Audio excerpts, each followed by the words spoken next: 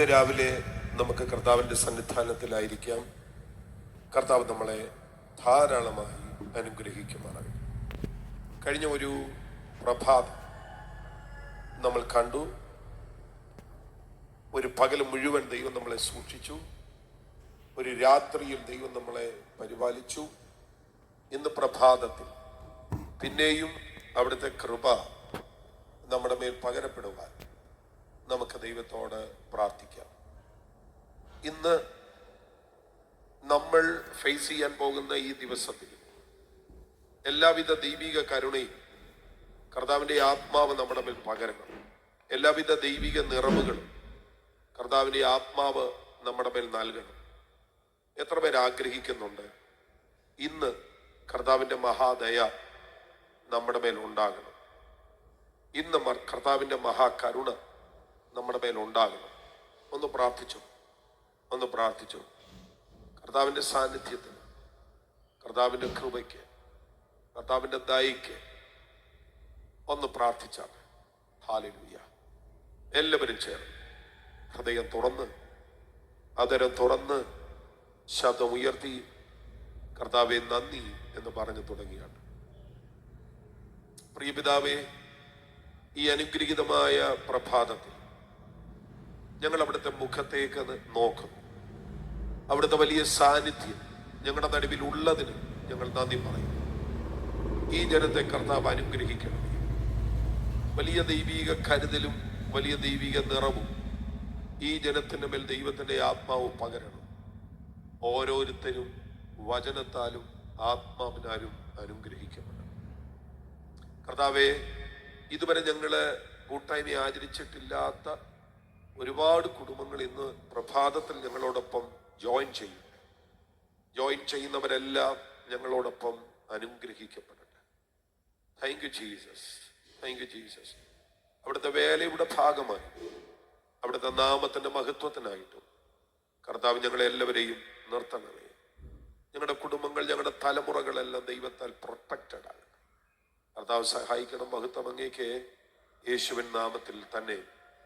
ആമേൻ. കർത്താവ് എല്ലാവരെയും അനുഗ്രഹിക്കുമാറാകട്ടെ. ഇന്ന് രാവിലെ വീണ്ടും നമുക്ക് ദൈവസന്നിധിയിൽ കൂടി വരുവാൻ ദൈവത്തിന്റെ ആത്മാവ് അവസരം തന്നല്ലോ. വളരെ പ്രാർത്ഥനയോടെ ഇന്ന് പ്രഭാതത്തിൽ നമുക്ക് ദൈവസന്നിധിയിലായിരിക്കാം. നമ്മൾ വചനത്തിൽ വായിക്കുന്നു, ഇത് യഹോവ ഉണ്ടാക്കിയ ദിവസം, ഇന്ന് നാം സന്തോഷിച്ച് ആനന്ദിക്കുക. ഞാൻ വാക്യം ഒരിക്കൽ കൂടി പറയാം. ഇത് യഹോവ ഉണ്ടാക്കിയ ദിവസം, ഇന്ന് നാം സന്തോഷിച്ച് ആനന്ദിക്കുക. അതുകൊണ്ട് തന്നെ നമുക്ക് ഇന്നത്തെ പ്രഭാതത്തിൽ വചനധ്യാനത്തിന്റെ ആരംഭത്തിൽ പറയാം, ഇത് ദൈവം നമ്മളെ അനുഗ്രഹിക്കുന്ന സമയമാണ്. ഒന്ന് പറഞ്ഞു, ഇതെന്റെ അനുഗ്രഹത്തിന്റെ സമയം. ഒന്നിച്ചൊന്ന് പറഞ്ഞ്, ഇത് എൻ്റെ അനുഗ്രഹത്തിന്റെ സമയം. പോയ ആഴ്ച പാഷൻ വീക്കാണ്. ഈ ദിവസങ്ങളിൽ എൻ്റെ അകത്ത് ഭയങ്കരമായി കത്തിക്കയറി നിന്ന ഒരു ദൈവവചന ചിന്തയാണ് നിങ്ങളുമായിട്ട് ഇന്ന് പങ്കുവെക്കുവാനായിട്ട് ഞാൻ ആഗ്രഹിക്കുന്നത്. അത് സങ്കീർത്തനം 16:10. നീ എൻ്റെ പ്രാണനെ പാതാളത്തിൽ വിടുകയും നിന്റെ പരിശുദ്ധനെ ദ്രവത്വം കാണാൻ സമ്മതിക്കുകയുമില്ല. എല്ലാവരും കൂടെ ചേർന്നെന്ന് പറഞ്ഞ്, നീ എൻ്റെ പ്രാണനെ പാതാളത്തിൽ വിടുകയില്ല, നിന്റെ പരിശുദ്ധനെ ദ്രവത്വം കാണാൻ സമ്മതിക്കുകയില്ല. എനിക്കതിലാ ഭയങ്കര സ്ട്രൈക്കിംഗ് ആയിട്ട് തോന്നിയ വേർഡ് എന്നാന്നറിയാമോ? നിന്റെ പരിശുദ്ധനെ ദ്രവത്വം കാണാൻ സമ്മതിക്കുകയുമില്ല എന്നുള്ളത്. സമ്മതിക്കുകയില്ല. പക്ഷേ ആ വാക്കുകളിലേക്കൊന്ന് വരണമെങ്കിൽ ഇതിന്റെ ആരംഭത്തിലുള്ള ചില കാര്യങ്ങളൊന്ന് പറഞ്ഞു വന്നേലേ പറ്റുന്നു. നമുക്ക് വേണമെങ്കിൽ ആ ഒരു വാക്കിൽ മാത്രം നിൽക്കാൻ പറ്റും. പക്ഷേ ഈ മുഴുവൻ വേർഡുകളും പറഞ്ഞു വരുന്നതാണ് നമ്മുടെ നിരന്തരമായിട്ടുള്ള രീതി. അതുകൊണ്ട് അങ്ങനെ തന്നെ നമ്മൾ ആ വചനത്തെ ഒന്ന് ധ്യാനിച്ചു വരാനായിട്ട് ആഗ്രഹിക്കുക. ദൈവദിനം പഠിക്കാൻ തൽപരരായ, ദൈവദിനം മനസ്സിലാക്കാൻ വളരെ ഇഷ്ടപ്പെടുന്ന പ്രിയപ്പെട്ടവരാണ് എൻ്റെ മുൻപിലുള്ളതെന്ന് എനിക്കറിയാം. ഹല്ലേലൂയ. സത്യത്തിൽ ഓരോ ദിവസവും പലയിടങ്ങളിൽ നിന്ന് മോർണിംഗ് ഗ്ലോറിയുടെ വക്താക്കളെ കാണുമ്പോൾ, മോർണിംഗ് ഗ്ലോറി വർഷങ്ങളായി കേൾക്കുന്നവരെ കാണുമ്പോൾ വലിയ സന്തോഷമാണ്. പലയിടങ്ങളിൽ ചെല്ലുമ്പോൾ അങ്ങനെയുള്ളവരെ കാണാം. എനിക്കൊരു കാര്യം മനസ്സിലായത്, എല്ലാ ക്രൈസ്തവ സമൂഹങ്ങളിലും ഉള്ളവര് മോർണിംഗ് ഗ്ലോറി കേൾക്കുന്നു. അത് പെന്തക്കോസ്ത സമൂഹങ്ങളാകട്ടെ, TPM സമൂഹങ്ങളാകട്ടെ, ബ്രദറൻ സമൂഹങ്ങളാകട്ടെ, അത് മർത്തോമ സമൂഹത്തിൽപ്പെട്ടവരാകട്ടെ, ഓർത്തഡോക്സ് സമൂഹത്തിൽപ്പെട്ടവരാകട്ടെ, അങ്ങനെ വ്യത്യസ്ത വിശ്വാസ രീതി പിന്തുടരുന്ന എല്ലാവരും ഈ മോർണിംഗ് ഗ്ലോറി കേൾക്കുന്നുണ്ട്. അതിലെനിക്ക് ഒത്തിരി സന്തോഷം. അപ്പം നമ്മൾ നിരന്തരമായി ദൈവവചനത്തെ കൈകാര്യം ചെയ്യുമ്പോൾ അതിൻ്റെ ഒരു രീതിയിൽ തന്നെ, അതിൻ്റെ ശൈലിയിൽ തന്നെയാണ് നമ്മൾ ദൈവവചനത്തെ നിരന്തരമായിട്ട് കൈകാര്യം ചെയ്യുന്നത്. അതുകൊണ്ട് തന്നെ നമ്മൾ ആ വാക്യത്തിൻ്റെ എല്ലാ ഭാഗങ്ങളിലേക്കും ഒന്ന് വരാൻ പോവാം. പ്രധാനമായിട്ടും ദ്രവത്വം കാണുവാൻ സമ്മതിക്കുകയുമില്ല എന്നുള്ള ആ ഒരു വാക്കായിരിക്കും നമ്മൾ ധ്യാനിക്കുന്നത്. അതിനു മുൻപ് ചില കാര്യങ്ങൾ ആ വാക്ക് ശ്രദ്ധിച്ച്, നീ എൻ്റെ പ്രാണനെ പാതാളത്തിൽ വിടുകയില്ല. ഒന്നുകൂടെ, നീ എൻ്റെ പ്രാണനെ പാതാളത്തിൽ വിടുകയില്ല. ഞാന് ആ വാക്ക് ഇങ്ങനെ ശ്രദ്ധിച്ചപ്പം ചില പരിഭാഷകളിൽ എഴുതിയിരിക്കുന്നത് you will not abandon me to the world of the dead എന്ന് പറയുന്നത്. ആ മരിച്ചവരുടെ ലോകത്തിൽ, അങ്ങനെ ഇംഗ്ലീഷ് ബൈബിളിൽ പറയുന്നത്, the world of the dead. നമുക്കറിയാം, ജീവിച്ചിരിക്കുന്നവരുടെ ലോകം, അതാണ് നമ്മുടെ ചുറ്റുവട്ടം. അതുപോലെ തന്നെ നമ്മൾ ലോകമെന്ന് പറയുന്ന പല പേരുകളും, അല്ലെ? ഫാഷൻ ലോകം, സിനിമാ ലോകം, ആത്മീയ ലോകം, അങ്ങനെയൊക്കെ നമ്മൾ പറയാറുണ്ട്. ഇവിടെ പറയാണ് the world of the dead, മരിച്ചവരുടെ ലോകം. അതാണ് ഇവിടെ പാതാളം എന്ന് പറഞ്ഞിരിക്കുന്നത്. നീ എൻ്റെ പ്രാണനെ പാതാളത്തിൽ വിടുകയില്ല. ഈ വാക്യം മശീഹീയ പ്രവചനമാണ്. യേശുക്രിസ്തുവിന്റെ പുനരുത്ഥാനത്തെ കുറിച്ച് പഴയ നിയമത്തിൽ പ്രവാചകൻ ആത്മാവിൽ കണ്ട് പറയുന്ന ഒരു കാര്യമാണ്, നീ എൻ്റെ പ്രാണനെ പാതാളത്തിൽ വിടുകയില്ല. അതാ ഞാൻ പറഞ്ഞത്, the world of the dead. ഇബ്രായ ഭാഷയിൽ അതിനെ വിളിക്കുന്ന പേര് ഷിയോൾ എന്നാണ്. ഷിയോൾ. ഈ പദം ആദ്യമായി ഉപയോഗിക്കപ്പെട്ടത് ഉൽപ്പത്തി പുസ്തകം 37-ാം അധ്യായം 15-ാമത്തെ വാക്യത്തിലാണ്. അവന്റെ പുത്രന്മാരും പുത്രിമാരും എല്ലാം അവനെ ആശ്വസിപ്പിപ്പാൻ വന്നു. അവനോ ആശ്വാസം കൈക്കൊള്ളുവാൻ മനസ്സില്ലാതെ, ഞാൻ ദുഃഖത്തോടെ എൻ്റെ മകന്റെ അടുക്കൽ പാതാളത്തിൽ ഇറങ്ങുമെന്ന് പറഞ്ഞു. ഇങ്ങനെ അവന്റെ അപ്പൻ അവനെ കുറിച്ച് കരഞ്ഞുകൊണ്ടിരുന്നു. യാക്കോബിനെ കുറിച്ച് പറയുന്ന കാര്യം, യോസഫിന്റെ മരണവാർത്ത യോസഫിന്റെ സഹോദരന്മാർ അപ്പനെ അറിയിച്ചു.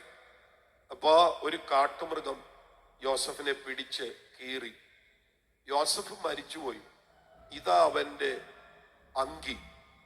ഈ അങ്കി കൊണ്ടുവന്ന് അപ്പനെ കാണിച്ചിരിക്കുക, ഇതാ അവന്റെ അങ്കി.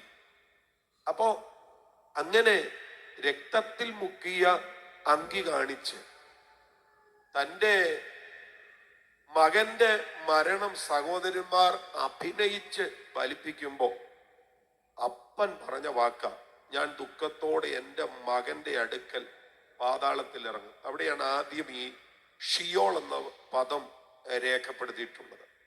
ശരിക്കും നമ്മൾ ഈ ഒരാശയത്തില് പഴയ നിയമം നമ്മൾ പഠിച്ചാല് മരിച്ചവർ പോകുന്ന സ്ഥലം എന്ന അർത്ഥത്തിലാണ് ഈ ഷിയോൾ എന്ന പദം പൊതുവെ ഉപയോഗിക്കപ്പെട്ടിട്ടുള്ളത്. അത് വേണമെങ്കിൽ ശവക്കുഴിയായിട്ടോ അല്ലെങ്കിൽ ആത്മാക്കൾ മരണാനന്തരം പോകുന്ന ഒരു അദൃശ്യ ലോകമായിട്ടോ ഒക്കെ നമുക്ക് അതിനെ വിലയിരുത്താം. അതിനെ ഒറ്റ വാക്കിൽ പറഞ്ഞാൽ മരിച്ചവരുടെ മണ്ഡലം എന്ന് വിളിക്കാം. മരിച്ചവരുടെ മണ്ഡലം. അത് നമ്മൾ ലൂക്കോസിന്റെ സുവിശേഷം 16-ാം അധ്യായം 23-ാമത്തെ വാക്യത്തില് കർത്താവ് പറയുന്ന സംഭവ കഥയിൽ നമുക്ക് കാണാൻ കഴിയുന്ന കാര്യം, ധനവാനും മരിച്ച് അടക്കപ്പെട്ടു, പാതാളത്തിൽ യാതന അനുഭവിക്കുമ്പോ മേലോട്ട് നോക്കി ദൂരത്ത് നിന്ന് അബ്രഹാമിനെയും അവന്റെ മടിയിൽ ലാസറിനെയും കണ്ടു. ആ വാക്കുണ്ടോ? പാതാളത്തിൽ യാതന അനുഭവിക്കുമ്പോ. അവിടെ ഞാൻ ഒരു കാര്യം നിങ്ങളോട് പറയാം. എല്ലാവരും പാതാളത്തിൽ യാതന അനുഭവിക്കുകയല്ല. പാതാളത്തിന് 3 കമ്പാർട്ട്മെന്റ് ഉണ്ടെന്നാണ് പൊതുവെ പറയപ്പെടുന്നത്. അതിലെ ഒന്നാമത്തെ കമ്പാർട്ട്മെന്റ് പർദീസയാണ്. അതായത് ലാസറൊക്കെ ഉള്ള, അബ്രഹാം പിതാവുള്ള, പഴയ നിയമത്തിന്റെ ഭക്തന്മാരുള്ള ആ ഒരു സ്ഥലം, സ്വസ്ഥതയുള്ള, ശാന്തതയുള്ള, വിശ്രമമുള്ള ആ ഒരു സ്ഥലം. എന്നാല് ധനവാൻ പോയ പാതാളം യാതനാ സ്ഥലമാണ്. അത് സെക്കൻഡ് കമ്പാർട്ട്മെന്റ്, യാതനാ സ്ഥലം. അങ്ങനെയാണ് പൊതുവെ ബൈബിൾ പഠിപ്പിക്കുന്നത്. അത് യാതനാ സ്ഥലം.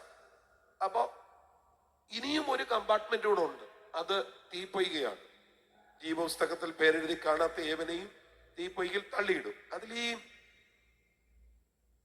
യാക്കോബ് ദുഃഖത്തോടെ എന്റെ നരയെ പാതാളത്തിലേക്ക് അയക്കുമെന്ന് പറയുന്നത് പർദീസയ കേട്ടോ. എന്നാൽ ധനവാൻ പോകുന്നത് അതിന് താഴെയുള്ള യാതന സ്ഥലവുമാണ്. രണ്ടിനെയും പൊതുവെ വിളിക്കുന്ന പേര് ഷിയോള്, അതായത് പാതാളം. 2 എക്സ്പീരിയൻസ് ആണ് പൊതുവെ വിളിക്കപ്പെടുന്നുവെങ്കിലും 2 സ്ഥലമാണ്. നിങ്ങൾക്കത് മനസ്സിലാകുന്നു എന്ന് ഞാൻ കരുതുന്നു. പഴയ നിയമത്തിൽ എപ്പോഴും ഈ ഒരു പാതാളത്തെ വിളിക്കുന്നത് അത് ഒരു ദുഃഖ ലോകമായിട്ടാണ്. ദുഃഖ ലോകമായിട്ടാണ്. ഞാനതിന് കുറെ വാക്യങ്ങൾ നിങ്ങളുടെ ശ്രദ്ധയിലേക്ക് കൊണ്ടുവരാം. 2 ശമൂവേൽ 22:6 പാതാള പാശങ്ങൾ എന്നെ ചുഴന്നു, മരണത്തിന്റെ കെണികൾ എൻ്റെ മേൽ വീണു എന്ന് നമ്മൾ വായിക്കുന്നുണ്ട്. അതുപോലെ തന്നെ സങ്കീർത്തനം 9:17 ദുഷ്ടന്മാരും ദൈവത്തെ മറക്കുന്ന സകല ജാതികളും പാതാളത്തിലേക്ക് തിരിയും എന്ന് പറയുന്നുണ്ട്. അപ്പം ഇതെല്ലാം ഈ ദുഃഖലോകമായിട്ടാണ് നമ്മൾ കാണുന്നത്. യേശു കർത്താവ് മരണാനന്തരം മരിച്ച ശേഷം പോയ സ്ഥലം, ഈ അബ്രഹാം പിതാവൊക്കെ ഉണ്ട്, ലാസറിനെ കുറിച്ച് യേശു പറഞ്ഞില്ലേ, ആ സെയിം സ്ഥലത്താണ് യേശു പോയത്. എന്നോട് പോണ്ടെന്നാണ് ഞാൻ കരുതുന്നത്. ആ സെയിം സ്ഥലത്ത് ഷിയോൾ. ധനവാനുള്ള യാതനാ സ്ഥലത്തല്ല. ധനവാൻ ഉള്ള യാതനാ സ്ഥലം അതിന്റെ 2ാമത്തെ കമ്പാർട്ട്മെന്റ് ആണെന്ന് ഞാൻ പറഞ്ഞു. യേശു പോയത് വിശ്രമ സ്ഥലത്താണ്. വിശുദ്ധന്മാരുടെ ആത്മാക്കൾ വസിക്കുന്ന ഇടത്താണ് യേശു പോയത്. ആ വാക്കിനെ കുറിച്ചാണ് പറയുന്നത്, നീ എൻ്റെ പ്രാണനെ പാതാളത്തിൽ വിടുകയില്ല. ഞാൻ ആ വാക്ക് വീണ്ടും പറയാം, നീ എൻ്റെ പ്രാണനെ പാതാളത്തിൽ വിടുകയില്ല. Praise the Lord. എല്ലാവരും കൂടെ ചേർന്ന് കർത്താവിനെ ഒരുമിച്ചൊന്ന് സ്തുതിച്ചാൽ ഒന്നുകൂടെ നമുക്ക് ആ വാക്ക് പറയാം. നീ എൻ്റെ പ്രാണനെ എന്ത് ചെയ്യത്തില്ല? പാതാളത്തിൽ വിടത്തില്ല. ഒന്നുകൂടെ പറഞ്ഞു, നീ എൻ്റെ പ്രാണനെ പാതാളത്തിൽ വിടത്തില്ല എന്ന് പറഞ്ഞാല് ഈ ഒരു സ്ഥലത്തേക്ക് നീ എന്നെ അയക്കത്തില്ലെന്നാ പറയുന്നത്. ഈ സ്ഥലത്തേക്ക്, ഏതാ? ഈ ദുഃഖ ലോകത്തിൽ നീ എന്നെ ഉപേക്ഷിക്കത്തില്ലെന്ന് പറയുന്നു. എന്നോടൊപ്പം ഉണ്ടെന്ന് ഞാൻ കരുതുക. നീ എൻ്റെ പ്രാണനെ പാതാളത്തിൽ വിടുകയില്ല. അതുകൊണ്ടാണ് നമ്മള് പുതിയ നിയമത്തിൽ മുഴുവൻ ഉയർപ്പിനെ കുറിച്ച് വായിക്കുന്നത്. സ്തോത്രം. എൻ്റെ പ്രിയരെ, ദൈവം യേശുക്രിസ്തുവിനെ മരിച്ചവരെല്ലാം പോയ ഇടത്തായ പാതാളത്തിൽ വിട്ടില്ല. യേശുവിനെ പാതാളത്തിൽ വിട്ടില്ല. എന്നോടൊപ്പം ഉണ്ടെന്ന് ഞാൻ കരുതുന്നത്. ആമേൻ. ശബ്ദം ഉയർത്തി ഒരു ഹല്ലേലൂയ പറഞ്ഞാട്ടെ. നീ എൻ്റെ പ്രാണനെ പാതാളത്തിൽ വിടുകയില്ല. വിട്ടില്ല പാതാളത്തിൽ യേശുവിനെ. ആമേൻ. ഒന്നുകൂടെ ഞാൻ ആ വാക്ക് പറയും. നീ എൻ്റെ പ്രാണനെ പാതാളത്തിൽ വിട്ടില്ല. അതാ അവിടുത്തെ ഉയർപ്പെന്ന് പറയുന്നത്.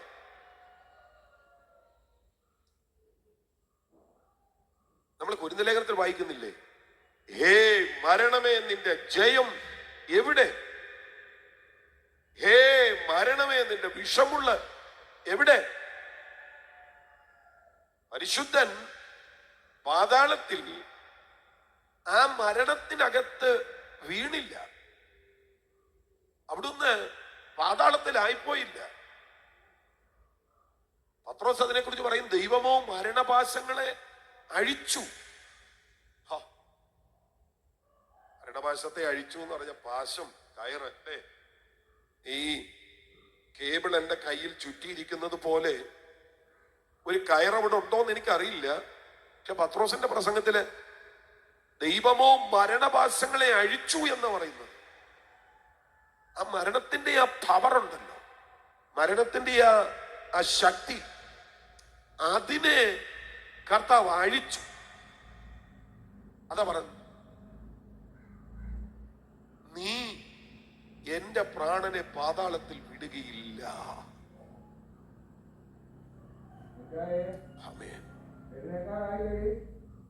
ആ ഒന്നാം ഭാഗം മനസ്സിലായി എന്ന് ഞാൻ കരുതുന്നു.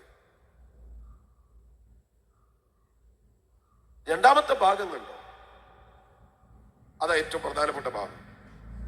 നിന്റെ പരിശുദ്ധനെ ദ്രവത്വം കാണുവാൻ സമ്മതിക്കുകയുമില്ല. ഒന്നുകൂടെ പറഞ്ഞു, നിന്റെ പരിശുദ്ധനെ ദ്രവത്വം കാണുവാൻ സമ്മതിക്കുകയുമില്ല.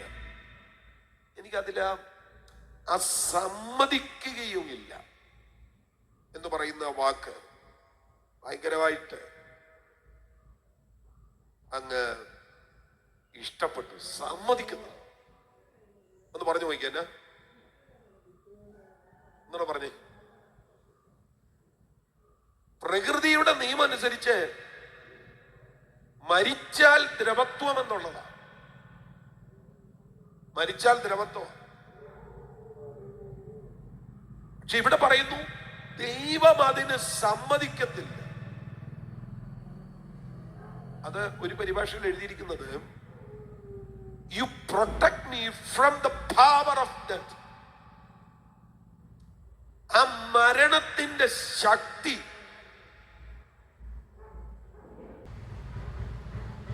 എന്തുവാ? മരണത്തിന്റെ ശക്തി ഈക്കയാണ്, ദ്രവത്വം. ഡീക്ക എന്ന വാക്കിനെ ഞാൻ അർത്ഥം വ്യാഖ്യാനിക്കാതെ നിങ്ങൾക്കറിയാലോ.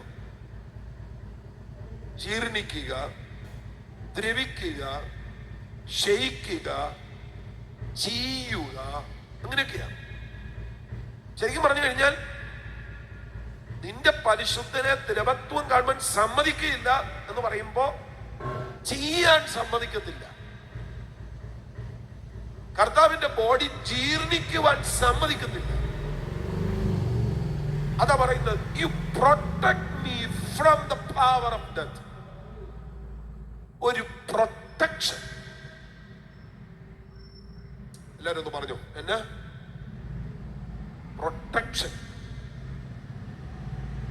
ഞാൻ ആ വചനത്തെ വളരെ ഗൗരവത്തോടെ എടുത്തുകൊണ്ട് വളരെ ആത്മാർത്ഥതയോടെ നിങ്ങളോട് പറയാം. പ്രകൃതിയിൽ സംഭവിക്കുന്ന ചില സ്വാഭാവിക കാര്യങ്ങൾ പോലും ദൈവത്തിന്റെ പദ്ധതിയിൽ ഉൾപ്പെട്ടവരാണ് നമ്മളെങ്കിൽ ദൈവം സമ്മതിക്കത്തില്ല. ഒരാൾ മരിച്ചാൽ ആ ശരീരം കല്ലറയ്ക്കകത്ത് ആയാൽ ആ ശരീരത്തിന് ദ്രവത്വം എന്ന് പറയുന്നത് സ്വാഭാവികമാണ്, പ്രകൃതിയുടെ ഒരു പ്രതിഭാസമാണ്. പക്ഷേ കർത്താവ് പറയുന്നു, ഞാൻ സമ്മതിക്കത്തില്ല. യേശു മരിക്കുന്നതിന് 1000 വർഷം മുമ്പ് പ്രവചിക്കപ്പെട്ട പ്രവചന. ഞാൻ സമ്മതിക്കത്തില്ല. ആമേൻ. എന്നോടൊപ്പം നിങ്ങൾക്ക് വചനത്തിന്റെ വെളിപ്പാടിനകത്ത് നിന്ന് ഒന്ന് സ്തോത്രം ചെയ്യാൻ പറ്റുമെങ്കിൽ നിങ്ങളൊന്ന് സ്തോത്രം ചെയ്തോ. ഞാൻ സമ്മതിക്കത്തില്ല. Blessed holy master. ഞാൻ വീണ്ടും പറയാം. കർത്താവ് പറയാ, കുഞ്ഞെ ഞാൻ സമ്മതിക്കത്തില്ല. ആമേൻ. ഞാനത് ഒന്നുകൂടെ പറയാം. കുഞ്ഞെ ഞാൻ അതിന് സമ്മതിക്കത്തില്ല. നന്ദി കർത്താവേ, ഞാൻ സമ്മതിക്കത്തില്ല. ഞാനത് ഒന്നുകൂടെ പറയട്ടെ. കർത്താവ് ആവർത്തിച്ചു പറയുന്നു, കുഞ്ഞെ ഞാൻ സമ്മതിക്കത്തില്ല. Blessed holy master. ഈ കർത്താവ് സമ്മതിക്കാതിരിക്കുന്ന വേറെ കുറെ കാര്യങ്ങളുണ്ട്. അതെല്ലാം നമ്മുടെ ലൈഫുമായിട്ട് നമുക്ക് കണക്ട് ചെയ്യാൻ പറ്റുന്ന കാര്യങ്ങളാണ്. കർത്താവ് സമ്മതിക്കാത്ത കുറെ കാര്യങ്ങൾ. സങ്കീർത്തനം 55 ശ്രദ്ധിച്ചാല്, നിന്റെ ഭാരം യഹോവയുടെ മേൽ വെച്ചുകൊള്ളുക, അവൻ നിന്നെ പുലർത്തും.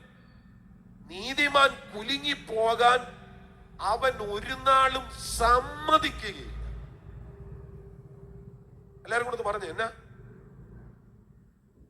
നീതിമാൻ കുലുങ്ങിപ്പോകുവാൻ അവൻ ഒരു നാളും സമ്മതിക്കുകയില്ല. ഒന്നുകൂടെ പറഞ്ഞേ. നീതിമാൻ കുലുങ്ങിപ്പോകുവാൻ അവൻ ഒരു നാളും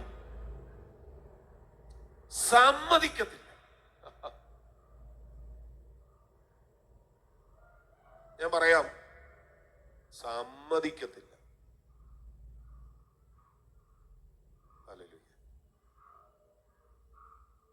നിങ്ങൾക്ക് ആത്മക്കണ്ണാൽ അങ്ങനെ ഒരു കാഴ്ച കാണാൻ പറ്റുമോ? ഞാന് സങ്കീർത്തനം 55 ആ വാക്യത്തെ ഉദ്ധരിച്ചുകൊണ്ട് പറയുക, നമ്മുടെയൊക്കെ ലൈഫിന് നേരെ കൃത്യമായ പ്ലാനിങ് നടത്തി നമ്മളെയൊക്കെ കുലുക്കി കളയാൻ, നമ്മളെ ഷെയ്ക്ക് ചെയ്യാൻ, നമ്മുടെ ആ പരമാർത്ഥ മനസ്സിനെ ബാധിക്കത്തക്ക വിധത്തിൽ ചില പ്രത്യേക മേഖലകൾ നമുക്കെതിരെ നിൽക്കുമ്പോൾ കർത്താവ് അതിനകത്ത് ഇടപെട്ടിട്ട് പറയുക, നിനക്കെതിരെ ഏത് സ്വാധീന മണ്ഡലങ്ങൾ നിന്നാലും നിന്നെ കുലുക്കി ഇളക്കി നശിപ്പിക്കുവാൻ ആരെല്ലാം ശ്രമിച്ചാലും കുഞ്ഞെ ഞാൻ സമ്മതിക്കത്തില്ല. ഞാൻ സമ്മതിക്കത്തില്ല.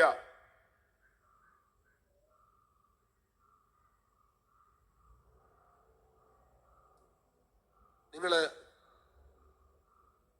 ആ വാക്ക് ഹൃദയപൂർവ്വം നിങ്ങൾ കൺഫസ് ചെയ്തു. എന്റെ ദൈവം ഞാൻ കുലുങ്ങിപ്പോകുവാൻ സമ്മതിക്കത്തില്ല. പറയാമെങ്കിൽ ഒന്നുകൂടെ പറഞ്ഞു. എന്റെ ദൈവം ഞാൻ കുലുങ്ങിപ്പോകാൻ സമ്മതിക്കത്തില്ല. എത്ര പേര് പറയും? എത്ര പേര് പറയും? എന്റെ ദൈവം ഞാൻ കുലുങ്ങിപ്പോകാൻ സമ്മതിക്കത്തില്ല. ഇല്ല ഇല്ല ഇല്ല ഇല്ല, സമ്മതിക്കത്തില്ല. ഞാൻ ഈ വേർഡ് പറയുമ്പോൾ നിങ്ങളുടെ അകത്ത് നിന്ന് ഈ വാക്കുകൾ ഒരു വലിയ ആധികാരിക ശബ്ദം പോലെ പുറത്തേക്ക് വരണം. എന്റെ ദൈവം എന്നെ സമ്മതിക്കത്തില്ല.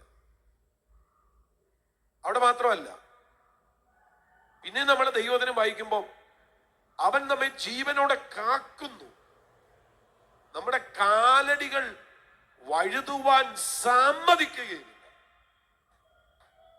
ഞാൻ വീണ്ടും പറയാം, കാലടി വഴുതുവാൻ സമ്മതിക്കുകയുമില്ല. ഹല്ലേലൂയ. എന്റെ പ്രിയരെ, ആരെല്ലാം എതിർത്ത് നിന്നാലും ദൈവം നമുക്ക് അനുകൂലമാണെങ്കിൽ ഏത് വലിയ പ്രശ്നത്തിന്റെ അകത്തും നമ്മളൊന്നും ഭവിക്കാത്തതുപോലെ പോകും. ഞാനിത് പറയുമ്പം നമുക്കെല്ലാം ഒത്തിരി പരിചയമുള്ള കാര്യമാണേലും എൻ്റെ മനസ്സിൽ വരുന്ന ഒരു കാര്യം, തീച്ചൂളക്കകത്തേക്ക് വലിച്ചെറിയപ്പെട്ട എബ്രായ ബാലന്മാർ സ്വാഭാവികമായും തീയുടെ വങ്ങലേറ്റ് അതിനകത്ത് കത്തിത്തീരേണ്ടതാണ്. പക്ഷേ തീയുടെ ബലത്തിന് അവരെ തൊടാൻ പറ്റിയില്ല.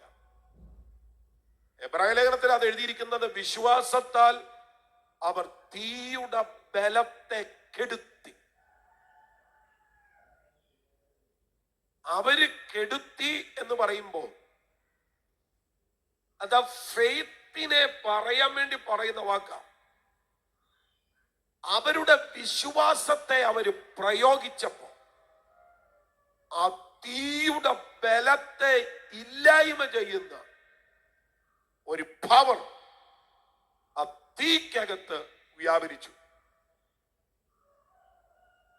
അവരെ തീക്ക് തൊടാൻ പറ്റിയില്ല. തീയുടെ ശക്തിക്ക് അവരെ കത്തിക്കാൻ പറ്റിയില്ല. അവരുടെ രോമത്തെ തൊടാൻ തീയുടെ കരുത്തിന് പറ്റിയില്ല. ദൈവം അതിന് തീയെ സമ്മതിച്ചില്ല. ഞാനിത് പറയുമ്പോ നിങ്ങൾക്കെതിരെ ഉയരുന്ന വെല്ലുവിളികൾ എത്ര സജീവമായിരുന്നാലും, കാലഘട്ടങ്ങൾ കൊണ്ട് ആ വെല്ലുവിളികൾ പോലെയുള്ളവ പലരെയും തകർത്തെറിഞ്ഞതാണെങ്കിലും ദൈവം സമ്മതിക്കാതെ നിന്നാൽ അവയ്ക്ക് നമ്മെ തൊടാൻ പറ്റത്തില്ല. ആ വെളിപ്പാടുള്ളവർ ഞാൻ ഈ മെസ്സേജ് പറയുമ്പോ ആത്മാവിൽ കർത്താവിനെ ആരാധിച്ചോണം. ദൈവം സമ്മതിക്കത്തില്ല. ഭയപ്പെട്ട് നിൽക്കുന്ന ആരെങ്കിലും ഉണ്ടോ? ചില വിഷയങ്ങളിൽ ഭയങ്കരമായിട്ട് ഉത്കണ്ഠ അനുഭവിക്കുന്ന ആരെങ്കിലും ഉണ്ടോ? ഉണ്ടെങ്കിൽ ഇന്ന് നിങ്ങൾ വെളിപ്പാടിൽ ഈ വചനത്തെ സ്വീകരിച്ചോ. ദൈവം സമ്മതിക്കത്തില്ല. നിങ്ങളെ തൊടാൻ ദൈവം ഒന്നിനെ സമ്മതിക്കത്തില്ല. ഞാൻ വീണ്ടും പറയാം, നിങ്ങളെ തൊടാൻ ദൈവം ഒന്നിനെയും സമ്മതിക്കത്തില്ല. ഞാൻ വീണ്ടും വീണ്ടും പറയാം, നിങ്ങളെ തൊടാൻ ദൈവം ഒന്നിനെയും സമ്മതിക്കത്തില്ല. ഹല്ലേലൂയ. സമ്മതിക്കത്തില്ല. അതുകൊണ്ട് വായിക്കും, നിന്റെ കാൽ വഴുതാൻ അവൻ സമ്മതിക്കത്തില്ല.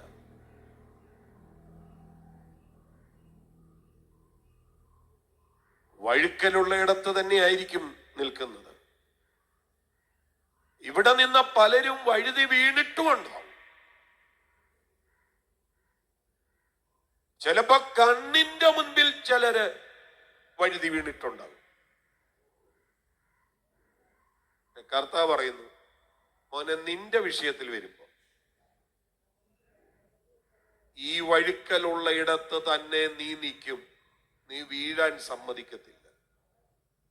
ഞാനവിടെ ഒരു ദൂത് കൃത്യമായിട്ട് പറയാനായിട്ട് ആഗ്രഹിക്കുക. പ്രോബ്ലംസ് വരത്തില്ലെന്ന് ആരും ചിന്തിക്കുന്നത്. എല്ലാ ദിവസവും ഞാൻ മോർണിംഗ് ഗ്ലോറി അറ്റൻഡ് ചെയ്യുന്നത് കൊണ്ട് എനിക്കൊരു പ്രശ്നവും വരത്തില്ല. അങ്ങനെ ആരും ചിന്തിക്കില്ല. എല്ലാ ദിവസവും ഞാൻ ഈ മീറ്റിങ്ങിൽ അറ്റൻഡ് ചെയ്യുന്നത് കൊണ്ട് പ്രോബ്ലം ഒന്നും വരാതെ, അങ്ങനെയൊന്നുമല്ല. ഒരിക്കൽ പോലും നമ്മൾ അങ്ങനെയുള്ള മോഹനസുന്ദര വാഗ്ദാനങ്ങളൊന്നും ആർക്കും കൊടുക്കാറില്ല. അതൊന്നും ബൈബിളിന്റെ സന്ദേശത്തിന്റെ കാര്യങ്ങളല്ല. പ്രശ്നരഹിതമായി ജീവിക്കുക എന്ന് പറയുന്നത് വളരെ ബുദ്ധിമുട്ടാണ്. നമുക്ക് പ്രശ്നരഹിതമായി മുന്നോട്ട് പോകാൻ പറ്റത്തില്ല. പ്രശ്നങ്ങൾ വരും. കാരണം നമുക്കെതിരെ ഒരു സജീവമായ ശത്രു സൈന്യം നിപ്പുണ്ട് പ്രിയരെ.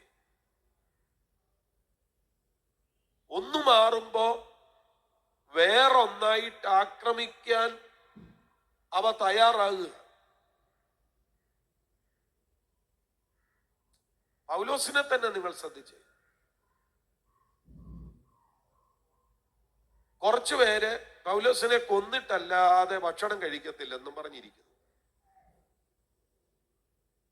പക്ഷെ ദൈവം അവരുടെ കയ്യിൽ നിന്ന് പൗലോസിനെ വിടുവിച്ചു. അതുകൊണ്ട് പ്രോബ്ലം തീർന്നു ഇല്ലെന്നേ. എറിയാൻ കല്ലുമായിട്ട് വേറെ ചിലർ അപ്പുറത്ത് മാറി നിൽപ്പുണ്ട്. അവരെ കല്ലെറിഞ്ഞു, ചത്തെന്നും പറഞ്ഞുകൊണ്ട് ചണ്ടിക്കൂമ്പാരത്തിലിട്ടു. പക്ഷെ ചത്തില്ല, മനുഷ്യൻ അവിടുന്ന് എഴുന്നേറ്റു. അപ്പൊ ഒരു പ്രോബ്ലം മാറുമ്പം വേറൊരു പ്രോബ്ലം നമുക്കെതിരെ വരും. പക്ഷെ നിങ്ങൾ അറിയണം, ഇത് മനുഷ്യ സഹജമാണ്. നമുക്കെതിരെ ഒരു ശത്രു സൈന്യം നിപ്പുണ്ട്, അതുകൊണ്ടാണ് ഇത് സംഭവിക്കുന്നത്. പക്ഷേ അതിനകത്ത് പെട്ടുപോകാൻ ദൈവം സമ്മതിക്കത്തില്ല. അതിനകത്ത് വീണുപോകാൻ ദൈവം സമ്മതിക്കത്തില്ല.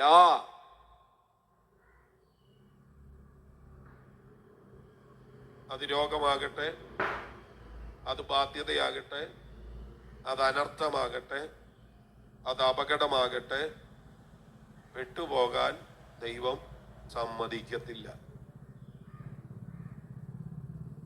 ഇന്നലെ ഞങ്ങളുടെ സെന്ററിന്റെ കൺവെൻഷൻ ആയിരുന്നു. അതുകൊണ്ട് ഇവിടെ ചർച്ചിൽ ആരാധനയിലായിരുന്നു, പൊതു ആരാധനയായിരുന്നു. ആ പൊതു ആരാധനയിൽ സാക്ഷ്യം പറഞ്ഞ ദേവദാസൻ, അദ്ദേഹത്തിന് ജനിച്ച 2 കുട്ടികളിൽ ഒരാൾക്ക് ജന്മനാ തന്നെ വലിയ പ്രശ്നങ്ങളുണ്ടായി. ആ കുഞ്ഞു മരിച്ചു പോകുമെന്ന് എല്ലാവരും കരുതി. പക്ഷെ അവൻ മരിച്ചില്ല. 11 വയസ്സുണ്ട്, ഇന്നും അവൻ ജീവനോടെ ഉണ്ട്. ഞാനത് പറഞ്ഞ എന്തിനാണെന്നറിയാം? പ്രോബ്ലം വരത്തില്ല എന്നല്ല, നമ്മളെ അറ്റാക്ക് ചെയ്യാൻ. അങ്ങനെ വാക്കൊക്കെ വളരെ സൂക്ഷിച്ചാ പറയുന്നത്. കൃത്യമായി നമ്മളെ അറ്റാക്ക് ചെയ്യാൻ നമുക്കെതിരെ ഒരു സ്വാധീന മണ്ഡലമുണ്ട്. പക്ഷെ ദൈവം സമ്മതിക്കത്തില്ല കേട്ടോ. അതിനകത്ത് നാം കുടുങ്ങിപ്പോകാൻ ദൈവം സമ്മതിക്കത്തില്ല.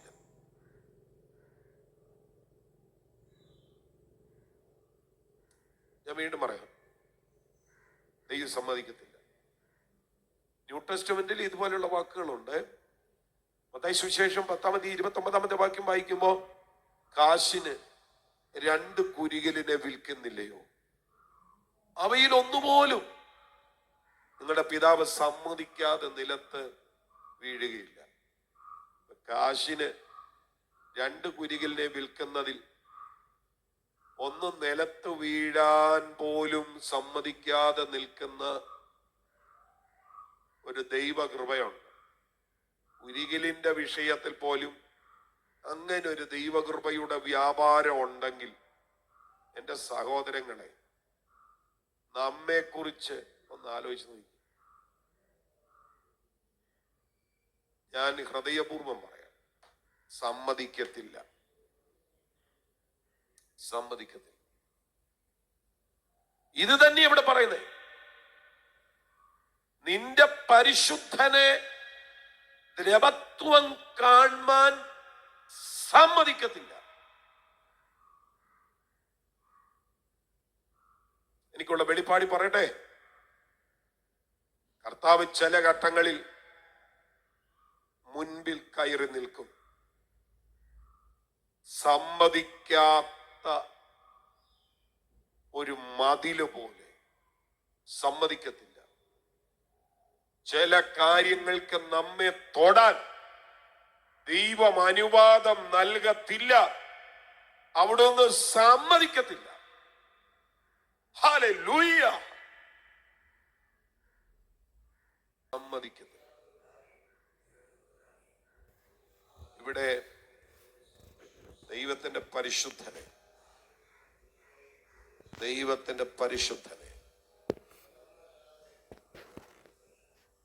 ദ്രവത്വം കാണാൻ ദൈവം സമ്മതിച്ചില്ല.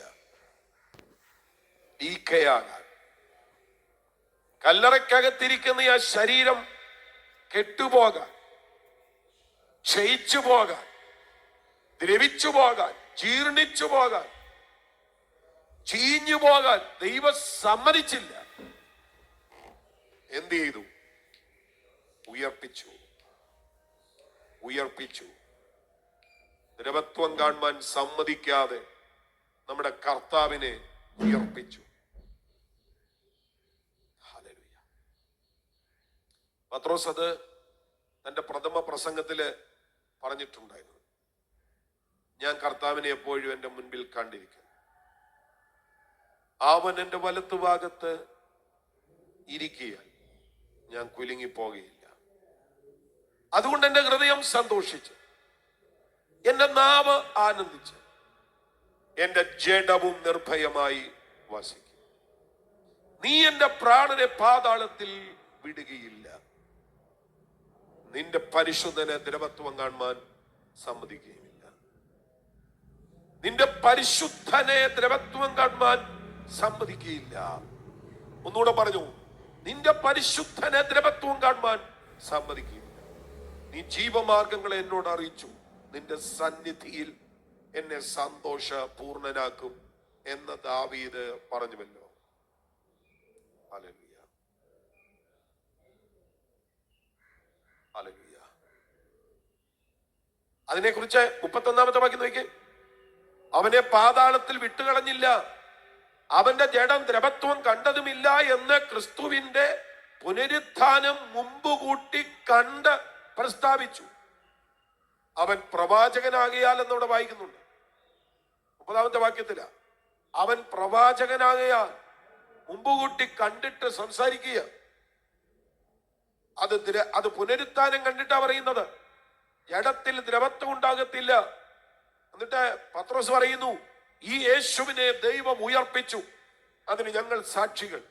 എന്റെ പ്രിയ സഹോദരങ്ങളെ, കാലെക്കുട്ടി ഒരു ദൂത് നമ്മുടെ മേൽ വീണിട്ടുണ്ടെങ്കിൽ, പ്രകൃതി ശക്തി മുഴുവൻ നമുക്കെതിരാണെങ്കിൽ വിഷമിക്കണ്ട, ദൂത് നിവർത്തിയാകും. ഞാൻ പറഞ്ഞ വാക്ക് കേട്ടോ? ഞാൻ ഒരിക്കൽ കൂടി ആവർത്തിക്കാം. കാലെക്കുട്ടി ദൈവശബ്ദം നമുക്ക് നേരെ പുറപ്പെട്ടിട്ടുണ്ടെങ്കിൽ, പ്രകൃതി ശക്തി മുഴുവൻ നമുക്കെതിരെ നിന്നാലും ദൂത് തന്നത് ദൈവമായതുകൊണ്ട് ആ ദൂതിന് നിറവേറൽ ഉണ്ടായിരിക്കും. അത് എത്ര അസാധ്യമെന്ന് തോന്നിയാലും അത് ദൈവത്തിന്റെ പ്ലാനിങ്ങിന്റെ ഭാഗമാണെങ്കിൽ നിവർത്തി ഉണ്ടാകും. അതുകൊണ്ട് നാട്ടുകാരഭിപ്രായം പറഞ്ഞു, വീട്ടുകാരഭിപ്രായം പറഞ്ഞു, സഭക്കാരഭിപ്രായം പറഞ്ഞു, ആരൊക്കെയോ ഭീഷണിപ്പെടുത്തുന്നു എന്നൊന്നും പറഞ്ഞ് നിങ്ങള് വിഷമിക്കണ്ട. ദൈവം ഒന്നും അനുവദിക്കത്തില്ല. ഞാൻ വീണ്ടും പറയാം, ദൈവം ഒന്നും അനുവദിക്കത്തില്ല.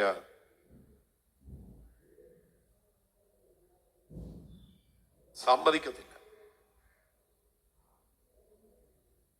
എന്നെ കേൾക്കുന്ന പ്രിയമാതാവെ, ഞാൻ നിങ്ങളോട് പറയാം, നിങ്ങളുടെ മകനോ മകളോ എന്തെങ്കിലും വിഷയത്തിൽ പേടിച്ചിരിക്കുകയാണെങ്കിൽ വിളിച്ചു പറയണം, മോനെ ഇന്ന് രാവിലെ മോർണിംഗ് ഗ്ലോറി മെസ്സേജ് ഞാൻ കേട്ടു, നീ വിഷമിക്കണ്ട, ദൈവം ഒന്നും സമ്മതിക്കത്തില്ല. ചില ഭീഷണിയുടെ മുൻപില് നിങ്ങളുടെ കുടുംബാംഗങ്ങളിൽ ഒരാള് വളരെ വല്ലാതെ വ്യസനിച്ചിരിക്കുന്നെങ്കില് വിളിച്ചു പറയണം, മോനെ വിഷമിക്കണ്ട, മോളെ പ്രയാസപ്പെടണ്ട, നീ ആ പേടിക്കുന്നതൊന്നും വരത്തില്ല, ദൈവം സമ്മതിക്കത്തില്ല. ദൈവം സമ്മതിക്കത്തില്ല. അത് നിങ്ങൾ തന്നെ ആ ഒരു വാക്കൊന്ന് ആവർത്തിച്ച് പറഞ്ഞോണം. ദൈവം സമ്മതിക്കത്തില്ല. ആമേൻ.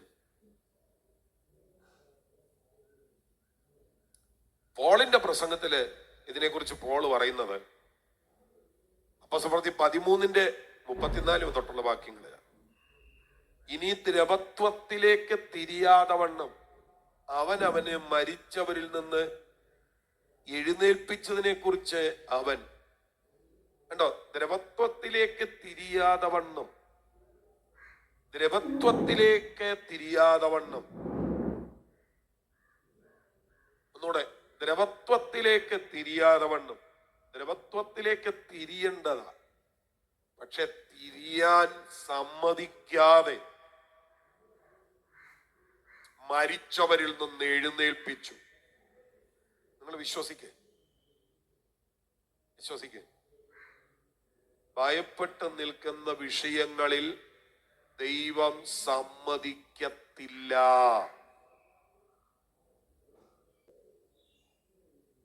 പറ്റുവാണെങ്കിൽ ഈ മെസ്സേജ് കേട്ടോണ്ടിരിക്കുമ്പോ തന്നെ നിങ്ങളുടെ പ്രോബ്ലംസിന് കർത്താവിന്റെ സന്നദ്ധയിൽ പറഞ്ഞൊന്ന് പ്രാർത്ഥിച്ചു. എന്റെ ദൈവമേ സമ്മതിക്കരുത്, എന്റെ ദൈവമേ സമ്മതിക്കരുത്. ഏത് വെല്ലുവിളിയാകട്ടെ ദൈവത്തോട് പറ, സമ്മതിക്കരുത്, സമ്മതിക്കരുത്. ബിലെയാമിന്റെ ശാപം കേൾക്കാൻ ദൈവത്തിന് മനസ്സില്ലായിരുന്നു കേട്ടോ. അവൻ ലോകപ്രസിദ്ധനാണ്, ശപിക്കുന്നതിൽ അഗ്രഗണ്യനാണ്. കൊട്ടാരത്തിൽ നിന്നൊക്കെ ശപിക്കാൻ വേണ്ടി സ്പെഷ്യൽ ഇൻവിറ്റേഷൻ കിട്ടുന്നവനാണ്. പക്ഷെ ബിലെയാമേ, നിന്റെ വായിൽ നിന്ന് വരുന്ന ശാപം കേൾക്കാൻ എന്റെ ദൈവത്തിന് മനസ്സില്ല.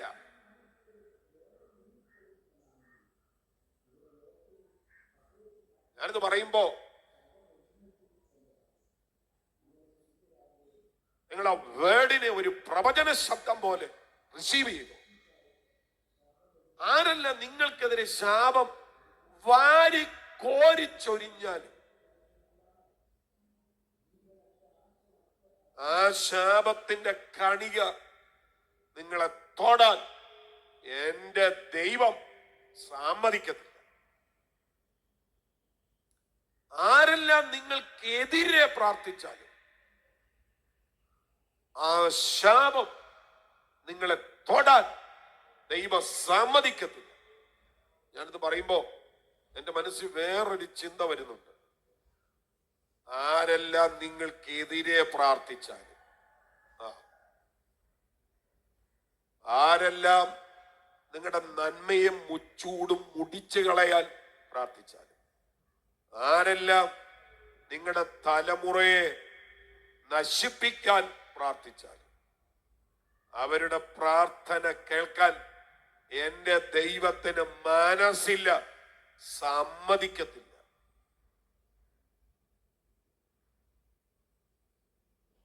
ഹല്ലേലൂയ. എത്ര പേര് ആത്മാവിൽ ഒന്ന് സ്തോത്രം ചെയ്യും?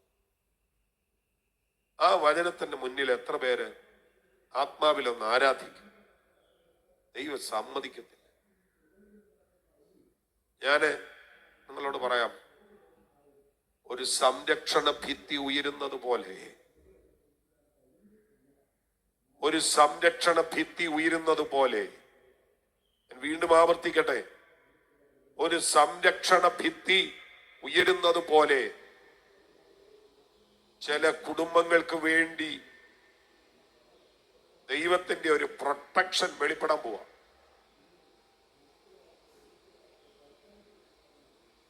ദൈവം സമ്മതിക്കത്തില്ല.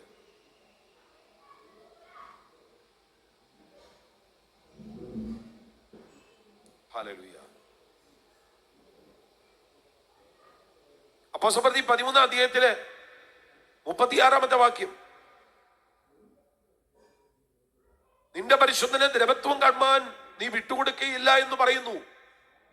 ദാവീദ് തന്റെ തലമുറയിൽ ദൈവത്തിന്റെ ആലോചനയ്ക്ക് ശുശ്രൂഷ ചെയ്ത ശേഷം നിദ്ര പ്രാപിച്ചു. തന്റെ പിതാക്കന്മാരോട് ചേർന്നു ദ്രവത്വം കണ്ടു. ദൈവം ഉയർത്തെഴുന്നേൽപ്പിച്ചവനോ ദ്രവത്വം കണ്ടില്ല. പൗലോസ് ക്ലാരിഫൈ ചെയ്യുക, യഹൂദന്മാരെ, നിങ്ങൾക്ക് ചിലപ്പോൾ തോന്നും അത് ദാവീദ് തന്നെ കുറിച്ച് തന്നെ പറഞ്ഞതാണെന്ന്. അല്ല, ദാവീദ് പിതാക്കന്മാരോട് ചേർന്നു ദ്രവത്വം കണ്ടു. ദാവീദ് പ്രവാചകനാകിയാൽ യേശുവിനെ കുറിച്ച് പ്രവചിച്ചതാ. അതാ പറയുന്നത്, ദൈവം ഉയർത്തെഴുന്നേൽപ്പിച്ചവനോ ദ്രവത്വം കണ്ടില്ല.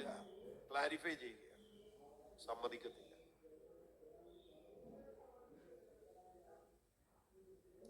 സമ്മതിക്കത്തില്ല. എല്ലാ കണ്ണുകളും ഒന്ന് അടച്ചു, എല്ലാ അധരങ്ങളും ഒന്ന് തുറന്നു, എല്ലാ ഹൃദയങ്ങളും ദൈവസന്നിധിയിൽ ഒന്ന് ഏകാഗ്രമാക്കി.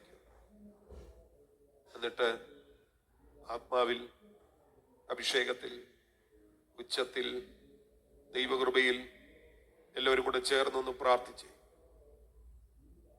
ദ്രവത്വം കാണാൻ ദൈവം സമ്മതിക്കത്തില്ല. വീണ്ടും പറയാം, ദൈവം സമ്മതിക്കത്തില്ല. നിങ്ങളെ ഈ പ്രഭാതത്തില് കർത്താവായ യേശുക്രിസ്തുവിന്റെ പുനരുത്ഥാനത്തെ സംബന്ധിച്ചുള്ള തിരുവെഴുത്തുകളുടെ വെളിപ്പാടുകൾ കേൾക്കുമ്പോൾ എന്റെ പ്രിയ സഹോദരങ്ങളെ, നിങ്ങൾ ആ വചനത്തെ ഒന്ന് ക്ലെയിം ചെയ്ത് ആ വചനത്തിൽ പറയപ്പെട്ട പ്രൊട്ടക്ഷനുകളെ നിങ്ങളൊന്ന് ആവശ്യപ്പെട്ടു.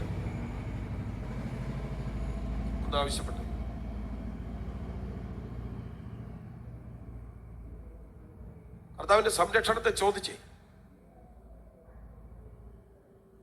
എല്ലാവരും ചേർന്ന് പ്രാർത്ഥിക്കേ. കർത്താവിന്റെ സംരക്ഷണത്തെ ചോദ്യം. എനിക്കറിയാം, ചിലര് ഭയങ്കര ഭീഷണികളുടെ നടുവിൽ നിൽക്കുന്നവരാണ്. സാധാരണ ഭീഷണിയല്ല, അസാധാരണ ഭീഷണികളുടെ നടുവിൽ നിൽക്കുന്നവർ. അമ്മേ, അസാധാരണ ഭീഷണി. ഒരു പക്ഷേ അത് ചില വ്യക്തികളിൽ നിന്നാകാം, ചില സമൂഹങ്ങളിൽ നിന്നാകാം, ചിലപ്പോൾ പൈശാചിക മേഖലയിൽ നിന്നുമാകാം. കർത്താവിനോട് പറ, എന്റെ ദൈവമേ സമ്മതിക്കരുത്. ഈ സമയത്ത് നിങ്ങളുടെ വീട്ടിലുള്ള എല്ലാവരെയും ഒന്ന് ദൈവസന്നിധിയിൽ ഏൽപ്പിച്ച് പ്രാർത്ഥിച്ച്, ഭാര്യ, ഭർത്താവ്, മക്കള് ഏൽപ്പിച്ചു പ്രാർത്ഥിച്ചു. നിങ്ങളുടെ സമ്പത്ത്, നിങ്ങളുടെ ആരോഗ്യം, നിങ്ങളുടെ ജീവിതം, നിങ്ങളുടെ ബിസിനസ് എല്ലാം ഒന്ന് ഏൽപ്പിച്ചു പ്രാർത്ഥിച്ചു. എന്നിട്ട് കർത്താവിനോട് പറഞ്ഞു, എന്റെ ദൈവമേ സമ്മതിക്കരുത്, ഒരു കേടും വരാൻ എന്റെ കർത്താവെ സമ്മതിക്കരുത്. ഉച്ചത്തിൽ പ്രാർത്ഥിക്കുന്നു. ഒരു ദോഷവും വരാൻ എന്റെ ദൈവമേ സമ്മതിക്കരുത്. ഞാൻ വീണ്ടും ആ വിഷയം ആവർത്തിച്ച് പറയാം. ഒരു ദോഷവും വരാൻ സമ്മതിക്കരുത്. യേശുവിന്റെ നാമത്തിൽ എല്ലാ ദോഷങ്ങളും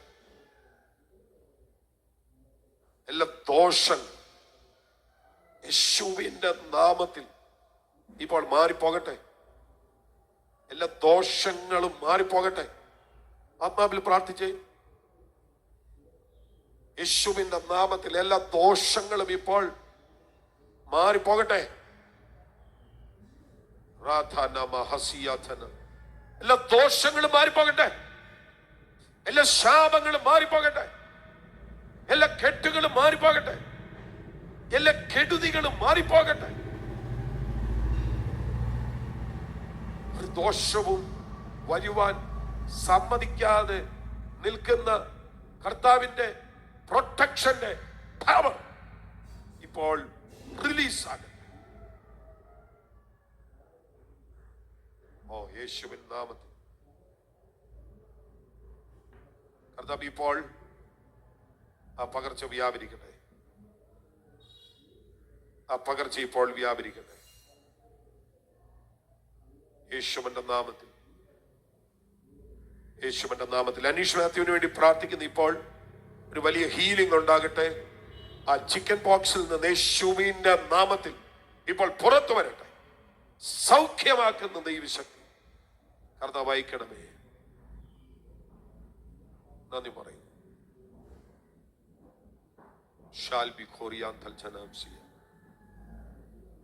പരിശുദ്ധാത്മാവേ, ഒരു വലിയ പകർച്ച അയക്കണം. ഒരു വലിയ പകർച്ച അയക്കണം. ഹല്ലേലൂയ. കാലടികൾ വഴുതാൻ സമ്മതിക്കാത്ത ദൈവമേ, വീണുപോകുമെന്ന് ചിന്തിച്ചു നിൽക്കുന്ന ആരെങ്കിലും ഇപ്പോഴുണ്ടെങ്കിൽ അവരുടെ അകത്തൊരു വലിയ ധൈര്യം കൊടുക്കുക കർത്താവേ. അവരുടെ അകത്തൊരു വലിയ കരുത്തിനെ പകരം. ഹല്ലേലൂയ. കർത്താവേ,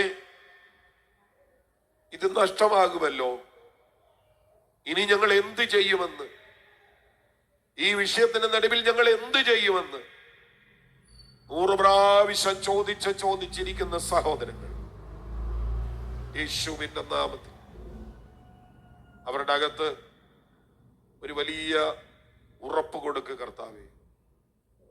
അങ്ങ് സമ്മതിക്കത്തില്ല, വീണു പോകാൻ, തകർന്നു പോകാൻ സമ്മതിക്കത്തില്ല എന്നൊരു ഉറപ്പ് യേശുവിന്റെ നാമത്തിൽ. അപ്പാ, ഇപ്പോൾ അത് സംഭവിക്കട്ടെ. ഇപ്പോൾ അത് സംഭവിക്കട്ടെ കർത്താവ്. അങ്ങനെ ഒരു വലിയ വിടുതൽ ഇപ്പോൾ യേശുവിന്റെ നാമത്തിൽ വെളിപ്പെട്ടു വരട്ടെ. ഷാൽമാന സെക്കറ്റ് ഡോണിയ ടിജു തന്റെ സുഹൃത്ത് നാളെ ഒരു ബയോപ്സിക്ക് വിധേയപ്പെടുന്നു. യേശുവിന്റെ നാമത്തിൽ ഇപ്പോൾ ആ പറയപ്പെട്ട വ്യക്തിയുടെ മേൽ ഒരു സൗഖ്യം വ്യാപരിക്കട്ടെ. ഒരു സൗഖ്യം വ്യാപരിക്കട്ടെ കർത്താവ്. ഇപ്പോൾ ഒരു സൗഖ്യം അയക്കണം. ആ റിപ്പോർട്ട് വരുമ്പോ ഒരു പ്രോബ്ലമും ഇല്ല എന്ന് കേൾക്കുവാൻ കർത്താവ് കൃപ ചെയ്യണം യേശുവിന്റെ നാമത്തിൽ. എക്സാമുകളിൽ റിസൾട്ടുകൾ ഉണ്ടാകട്ടെ യേശുവിന്റെ നാമത്തിൽ. ആമേൻ. അത് നീറ്റ് ആകട്ടെ, അത് ഇതര എക്സാമുകളാകട്ടെ, നല്ല റിസൾട്ടുകൾ ഉണ്ടാകട്ടെ. മോർണിംഗ് ഗ്ലോറി ഫാമിലീസ് ദൈവത്തിന്റെ കരുത്തും കൃപയും ഇന്ന് പ്രഭാതത്തിൽ അനുഭവിക്കുന്നു കർത്താവേ. ഈ തിങ്കളാഴ്ച മുതൽ ഈ ഒരാഴ്ച മുഴുവൻ ഈ ജനം പല കാര്യങ്ങളിൽ ഏർപ്പെടുമ്പോൾ ദൈവത്തിന്റെ ഭയങ്കര പ്രൊട്ടക്ഷൻ, ദൈവത്തിന്റെ വലിയ പ്രൊട്ടക്ഷൻ യേശുവിന്റെ നാമത്തിൽ എല്ലാവരുടെ മേലും ഉണ്ടാകട്ടെ. ജോയലിന് വേണ്ടി ഞാൻ പ്രത്യേകം പ്രാർത്ഥിക്കുന്നു. യേശുവിന്റെ നാമത്തിൽ കർത്താവിന്റെ കരുതൽ വെളിപ്പെട്ടു വരട്ടെ. കർത്താവിന്റെ ദയ വെളിപ്പെട്ടു വരട്ടെ. വലിയ പ്രൊട്ടക്ഷൻ എല്ലായിടത്തും ഉണ്ടാകട്ടെ. കർത്താവ് ഇത് ചെയ്യുന്നതിന് നന്ദി പറയുന്നു. ജനത്തെ വിടുവിക്കുന്നതിന് നന്ദി പറയുന്നു. മോർണിംഗ് ഗ്ലോറി ഫാമിലീസ് അനുഗ്രഹിക്കപ്പെടുന്നതിന് നന്ദി പറയുന്നു. ദയവായിട്ട് ആ കരമൊന്ന് ഉയർത്തിപ്പിടിച്ചേ. കരമൊന്ന് ഉയർത്തിപ്പിടിച്ചേ. കരമൊന്ന് ഉയർത്തിപ്പിടിച്ചിട്ട് ഹല്ലേലൂയ എല്ലാവരും കൂടെ ചേർന്ന് ഒന്ന് സ്തോത്രം ചെയ്തു പ്രാർത്ഥിച്ചേ. ഒന്ന് അനുഗ്രഹിച്ചു പ്രാർത്ഥിച്ചേ. Thank you Jesus. കർത്താവ് ഒരു വലിയ അനുഗ്രഹം, നന്മ ഞങ്ങളുടെ എല്ലാ കുടുംബങ്ങളുടെ മേൽ യേശുവിന്റെ നാമത്തിൽ വെളിപ്പെട്ടു വരട്ടെ. സ്വർഗം അത് ചെയ്യും. ജോർജിക്ക് വേണ്ടി വിശേഷിച്ച് പ്രാർത്ഥിക്കുന്നു. ജോർജിയുടെ പഠന സംബന്ധമായ വിഷയത്തിന് മേൽ ദൈവത്തിന്റെ കരുതൽ ഉണ്ടാകട്ടെ. ഈ ജനത്തെ എല്ലാം ഞാൻ അനുഗ്രഹിക്കുന്നു. ഈ സമയത്ത് എല്ലാവരും കൂടെ ചേർന്ന് മോർണിംഗ് ഗ്ലോറി വർഷിപ്പ് സെന്ററിന് വേണ്ടി ഒന്ന് പ്രാർത്ഥിച്ചേ. ഹല്ലേലൂയ. കർത്താവേ, അസാധ്യതകളെ സാധ്യമാക്കുന്ന ദൈവമാണ് അങ്ങെന്ന് ഞങ്ങൾ അറിയുന്നു. അങ്ങ് സകലത്തെയും സാധ്യമാക്കണമേ. അങ്ങ് സകലത്തെയും സാധ്യമാക്കണമേ. അങ്ങ് സകലത്തെയും സാധ്യമാക്കണമേ. അങ്ങ് സകലത്തെയും സാധ്യമാക്കണമേ. അതിന് പിന്നിൽ എന്തെല്ലാം ആവശ്യങ്ങളുണ്ടോ അതെല്ലാം അവിടെ നിറവേറ്റുന്നതിന് സ്തോത്രം. ഈ ജനത്തെ എല്ലാം അനുഗ്രഹിക്കുന്നു. ജനത്തെ എല്ലാം അനുഗ്രഹിക്കുന്നു. മോർണിംഗ് ഗ്ലോറി മിനിസ്ട്രി ഒരു അനുഗ്രഹമാകട്ടെ. ആയിരക്കണക്കിന് ആളുകൾക്ക് ഇത് പ്രചോദനവും വിടുതലുമാകട്ടെ. കർത്താവ് ഇത് ചെയ്യണമേ. പ്രിയ പിതാവേ, ഈ ജനത്തെ എല്ലാം അവിടുത്തെ നാമം ചൊല്ലി ഞാൻ അനുഗ്രഹിക്കുന്ന ഇന്നത്തെ ദിവസം എല്ലാവരോടും കൂടെ അവിടുന്ന് ഇരിക്കണമേ. അവിടുത്തെ ദയയ്ക്കും കരുണയ്ക്കും കൃപയ്ക്കുമായി സ്തോത്രം ചെയ്യുന്നു. യേശുവിൻ നാമത്തിൽ തന്നെ. ആമേൻ, ആമേൻ, ആമേൻ. ഇന്നത്തെ ദിവസത്തിൽ കർത്താവിൻ്റെ വലിയ കൃപ, കർത്താവിൻ്റെ വലിയ ദയ നിങ്ങളോടെല്ലാവരോടും കൂടെ ഇരിക്കുമാറാകട്ടെ. വിശേഷിച്ച് നിങ്ങൾ മോർണിംഗ് ഗ്ലോറി വർഷിപ്പ് സെന്ററിന് വേണ്ടി പ്രത്യേകം പ്രാർത്ഥിക്കണം. സ്തോത്രം. എല്ലാവർക്കും വന്ന് സംബന്ധിക്കുവാൻ കഴിയുന്നത് പോലെ ദൈവം അനുഗ്രഹിക്കപ്പെട്ട ഒരു സംവിധാനത്തെ നമുക്ക് നൽകണം. കർത്താവിന് ഒരു കാര്യവും അസാധ്യമല്ല. പ്രാർത്ഥനയിൽ ഓർക്കുക. ദൈവം നിങ്ങളെ എല്ലാവരെയും ധാരാളമായി അനുഗ്രഹിക്കുമാറാകട്ടെ.